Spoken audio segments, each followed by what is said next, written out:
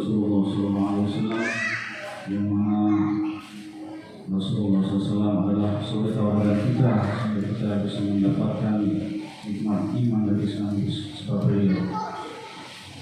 Di bulan suci di akhir-akhir Ramadan ini, para ulama mengatakan innamal a'malu bil khawatim.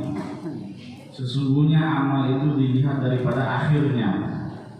Maka bagaimana kita dalam amal ini kita husnul khatimah.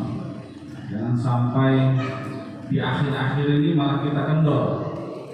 Ya. Justru di akhir-akhir inilah kita kencengin.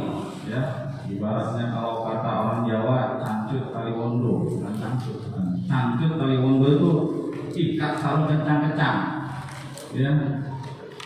Innamal a'malu bil khawatim. Sesungguhnya amal itu dilihat daripada akhirnya. Masya Allah. Di akhir-akhir inilah injury time. Kalau di sepak bola itu ini akhir-akhir menit ini bahaya nih. Kadang-kadang di akhir ini kecolongan, ya nggak? Ya nggak? Kayak kemarin itu bola, banyak kecolongan.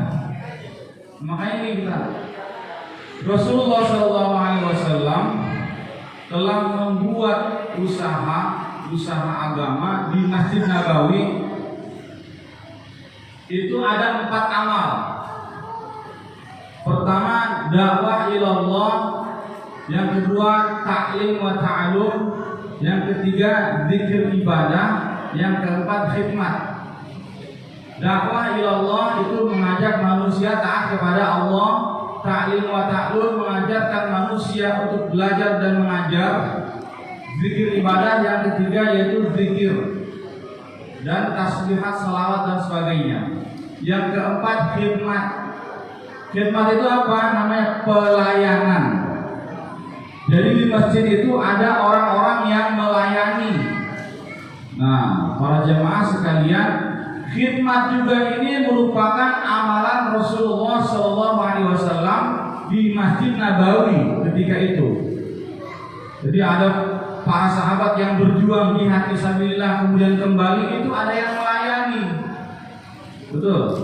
Ada yang melayani, menyiapkan peralatan perangnya, kemudian menyiapkan konsumsinya dan sebagainya. Ini amalan Rasulullah, bukan amalan marbot.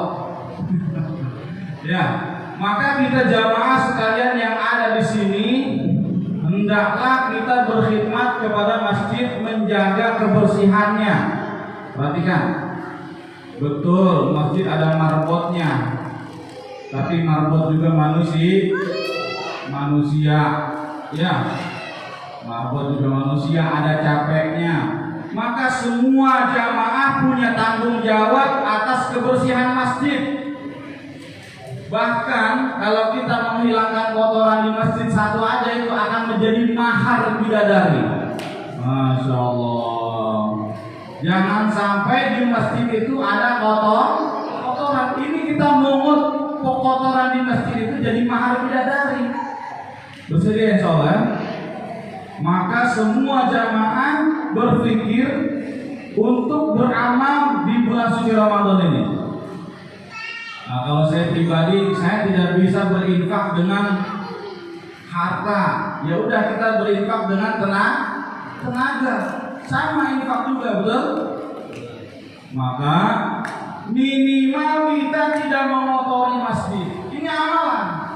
Nah, jangan kita berpikiran karena ada marbot kita buang sampah. Ya udahlah, ada marbot ini bukan begitu. Ya. Bersedia salah ya. Nah, ini kita amalan Rasulullah. Jadi khidmat itu, pelayanan itu adalah amalan Rasulullah dengan para sahabat. Jadi ada dakwah, taklim, zikir, ibadah, khidmat. Nah, 4 amalan ini jika digabungkan, ada yang melayani, ada yang berdakwah, ada yang zikir, ada yang belajar mengajar, sempurna. Masjid menjadi sempurna. Hatta di WC kita bersihkan WC kita, bekasnya jangan sampai ada bekas. Ya, kadang-kadang ada bekas itu. Yang kuning-kuning itu bekasnya. Perhatikan ya, semua berjamaah bertanggung jawab atas kebersihan masjid. Nah, itu amalan kita. Betul. Bersedia ya, siap ya. Tegur jamaah yang tidak membersihkan bekasnya, ya tegur, Pak, maaf, tolong disiram, misalkan. Atau ada puntung rokok, maaf, puntung rokok itu bukan di WC ditaruhnya, ya, ada yang di lubang itu loh maksudnya. Nanti itu mampet, Pak, ya, puntung WC, puntung rokok dimatikan, dibuang ke tempat sampah. Maksudnya soalnya itulah supaya kita sempurna ibadah kita, jangan sampai kita menyusahkan orang lain. Bahkan Rasulullah mengatakan kata duri yang ada di jalan kita, bersihin duri di jalanan